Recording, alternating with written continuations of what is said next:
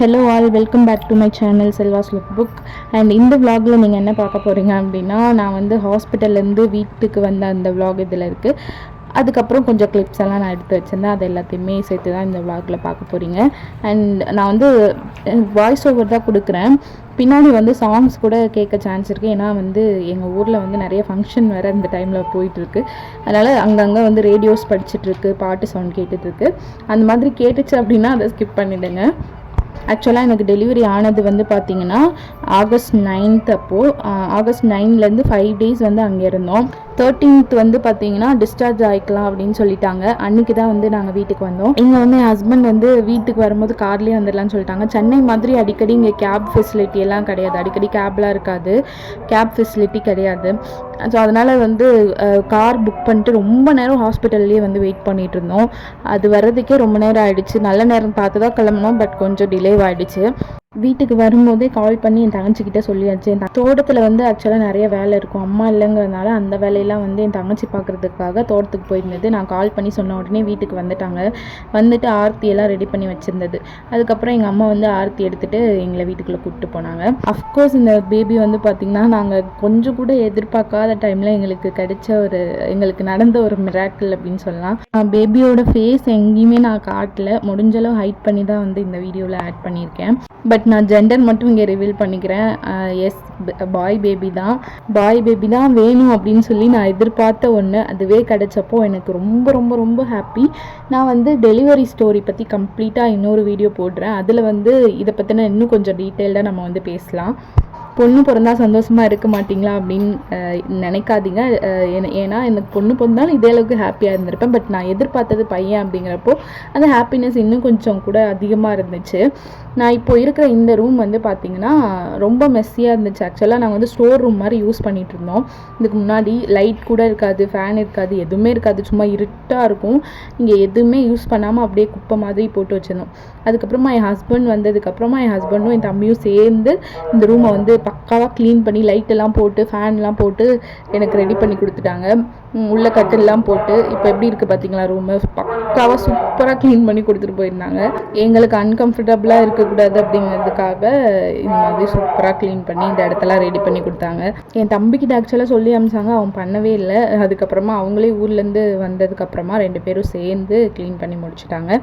And வந்து இது வந்து பார்த்திங்கன்னா இந்த காப்பு என் தம்பி வாங்கி கொடுத்தான். இது சொந்தக்காரங்கெல்லாம் நிறைய பார்க்க வந்தாங்க, நிறைய வாங்கி கொடுத்தாங்க. பட் அதெல்லாம் எதுவுமே நான் இந்த வீடியோவில் ஆட் பண்ணல.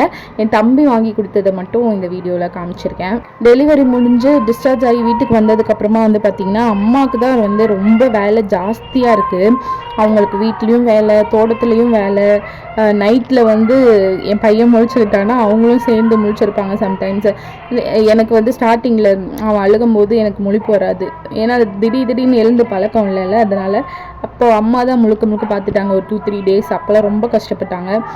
எனக்கு கொஞ்சம் அதை பழகிறதுக்கு கொஞ்சம் டைம் எடுத்துச்சு. காலையில் வந்து இங்கே என் பையனை எழுந்து குளிப்பாட்டி விட்டுட்டு அப்படி இல்லை அப்படின்னா தொடச்சி விடுவாங்க. டாக்டர் வந்து 3 kg வர்றதுக்கப்புறம் வர்றது வரைக்குமே வந்து நீங்கள் குளிக்க வைக்க வேண்டாம், தொடச்சி மட்டும் விடுங்க அப்படின்னு சொல்லி அனுப்பிச்சிருந்தாங்க. கொஞ்ச நாள் தொடச்சி விட்டாங்க. மார்னிங் எழுந்து தொடச்சி விட்டுட்டு அவனை ரெடி பண்ணி விட்டுட்டு எனக்கு சுடு தண்ணி வச்சுட்டு எனக்கு குளிக்கிறதுக்கு எல்லாம் ரெடி பண்ணி வச்சுட்டு அதுக்கப்புறமா தோட்டத்துக்கு போவாங்க. போயிட்டு ஈவினிங் வருவாங்க முடிஞ்சால். அப்படி இல்லை எப்பவும் போல் நைட்டு 7 hours 7:30 8 அந்த மாதிரி வருவாங்க. எனக்கு கொஞ்சம் ஸ்டார்டிங்கில் ரொம்பவே கஷ்டமாக இருந்துச்சு. டெலிவரி முடிஞ்சு வந்தோடனே நம்மளால் டக்குன்னு எல்லா வேலையுமே பண்ண முடியாது. டக்குன்னு இது நம்ம முன்னாடி மாதிரி டக்குன்னு எல்லா வேலையும் எடுத்து பண்ணிட முடியாது. ஸோ அதனால் கொஞ்சம் மேனேஜ் பண்ணுறதுக்கு கஷ்டமாக இருந்துச்சு அம்மா இல்லாத டைமு. கொஞ்சம் போக 20 days 25 days போனதுக்கப்புறமா கொஞ்சம் ஓகேவாக இருக்குது. நான் வந்து அம்மாவையும் குறை சொல்ல முடியாது. ஏன்னா அவங்க அவ்வளோ வேலை பார்க்குறாங்க. இங்கே எங்களுக்கு எல்லாமே பார்த்துட்டு தோட்டத்துலேயும் போய் மாடு பார்க்கணும், தோட்டத்தில் இருக்க வேலையை பார்க்கணும், அண்ட் எல்லா வேலையும் பார்த்துட்டு நைட்டில் வந்து அது முழிச்சிருக்கணும் சம்டைம்ஸ். இதெல்லாம் இருக்கப்போ அவங்களுக்கு கொஞ்சம் கஷ்டமாக தான் இருக்கும். ஸ்லீப்பே இல்லாமல் சம்டைம்ஸ் இருந்துகிட்ருக்காங்க. அதனால் நான் அவங்களையும் பெருசாக ப்ளேம் பண்ண விரும்பலை. இந்த வயசுலேயும் இவ்வளோ உழைக்கிறாங்க அப்படின்னா அதுவே பெரிய விஷயம். நம்மளாம் எங்கள் அம்மா வயசில் இருக்கப்போ என்ன பண்ணுவேன், நம்மங்கிறத விட நான் என்ன பண்ணுவேன் அப்படிங்கிறதே தெரியாது. இப்போவே வந்து நிறைய வேலைலாம் பண்ணேன்னா பயங்கர டயர்டாயிடும். எங்கள் அம்மா ஏஜ் எல்லாம் போனால் இவங்க அளவுக்கு நான் உழைப்பேனா அப்படின்னு கேட்டால் ஒரு பெரிய கொஸ்டின் மார்க். இந்த கிரைண்டர் வந்து ஒரு பழைய கிரைண்டரு. ஆக்சுவலாக வேறு கிரைண்டர்லாம் வச்சுருக்காங்க, அதை ஓப்பன் பண்ணாமல் வச்சுருக்காங்க, அதை எடுத்து கூட யூஸ் பண்ணலாம். ஆனால் இதையே வந்து திரும்ப திரும்ப கழுவி அதையே யூஸ் பண்ணிகிட்டு இருக்காங்க. பழசு இருந்தாலும் நல்லா தானே இருக்குது, நல்லா தான் ஓடுது அப்படின்னு சொல்லிட்டு அதையே யூஸ் பண்ணிகிட்டு இருக்காங்க. நான் இப்போ தான் கவனிக்கிறேன், ஃபங்க்ஷன் வீட்டில் போடுற அந்த பாட்டு சவுண்ட் வந்து நல்லாவே வீடியோவில் கேட்குது. எனக்கு தெரிஞ்சு காப்பிரைட் கிளைம் வந்தாலும் வரலாம் அப்படின்னு நினைக்கிறேன். ப்ரெக்னெண்ட்டாக இருக்கும் போது அது ஒரு மாதிரி ஸ்ட்ரெஸ்ஸாக இருந்துச்சு. ஆஃப்டர் டெலிவரி இது ஒரு மாதிரி ஸ்ட்ரெஸ்ஸாக போகுது. பட் நான் ஆல்ரெடி மினி விளாகில் கூட ஷேர் பண்ணியிருந்தேன், நம்ம எவ்வளோதான் கஷ்டப்பட்டாலும் இது ஒரு அழகான ஜேர்னி அப்படின்னு சொல்லிட்டு. இப்போ இந்த ஜேர்னி கண்டிப்பாக கஷ்டமாக தான் இருக்கும். பட் பின்னாடி நம்ம வந்து நம்மளை பற்றி பேசுகிறதுக்கோ நம்ம நினச்சி பார்க்குறதுக்கோ ஒரு அழகான விஷயம் அப்படின்னா இது கண்டிப்பாக சொல்லலாம். அப்போ வந்து இந்த பெயினெல்லாம் எதுவுமே நம்மளுக்கு தெரியாது. கம்சிக்கு ஆன்லைனில் ட்ரெஸ் வாங்கியிருந்தோம், அஜியோவில் தான் போட்டிருந்தோம். இது வந்து ட்ரெஸ் மாதிரி இந்த டைம் வாங்கியாச்சு. லாஸ்ட் டைம் வந்து பைஜாமா செட் மாதிரி வாங்கி கொடுத்தேன்ல, நான் லாஸ்ட் டைம் சொன்ன மாதிரியே வந்து கம்சி பேண்ட் எல்லாம் கிழிச்சிடுச்சு.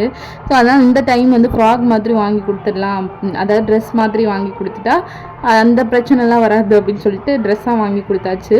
மேடம் அது வாங்கினதுக்கப்புறமா என்ன சொல்ல ஆரம்பிச்சிட்டாங்க அப்படின்னா, இந்த ட்ரெஸ் வந்து பஃப் ஹேண்டு, அதனால் வந்து இது கை வந்து டைட்டாக இருக்குது, எனக்கு போட முடியல அப்படின்னு சொல்லி மேடம் சொல்ல ஆரம்பிச்சிட்டாங்க. ஒரு 2-3 டேஸ் கழிச்சு புதுசாக வந்த உடனே ஒரு 2-3 டேஸ் வந்து அப்படியே போட்டுட்டு அதுக்கப்புறமா வந்து பார்த்திங்கன்னா எனக்கு வந்து கை டைட்டாக இருக்குது அப்படின்னு சொல்லிட்டு போடாமே வச்சுருக்குது, கம்ஃபர்டபுளாக இல்லை அப்படின்ட்டு. இது வந்து ஒரு ட்ரெஸ் வந்து 300 என்னோ வந்துச்சு. நமக்கு கூட ட்ரெஸ் எல்லாம் வந்து கம்மி ரேட்டில் வாங்கிடலாம் போல், பட் குழந்தைங்களுக்கு பார்க்குறப்போ ரொம்ப ஜாஸ்தி ரேட்டு தான் இருக்குது. இதோட லிங்க்ஸ் வேணும்னா நான் வந்து டிஸ்கிரிப்ஷனில் கொடுக்குறேன், வேணால் செக் பண்ணிக்கோங்க. அஜியோவில் வாங்கினது. எனக்கு இந்த ட்ரெஸ்ஸஸ்லாம் வந்து பார்த்திங்கன்னா பர்சனலாக பிடிச்சிருந்தது. பட் கம்சிக்கு வந்து கொஞ்ச நாள் நல்லா ஜாலியாக போட்டுட்டு திரும்பி வந்து கை டைட்டாக இருக்குன்னு போடாமல் வச்சுருக்கு.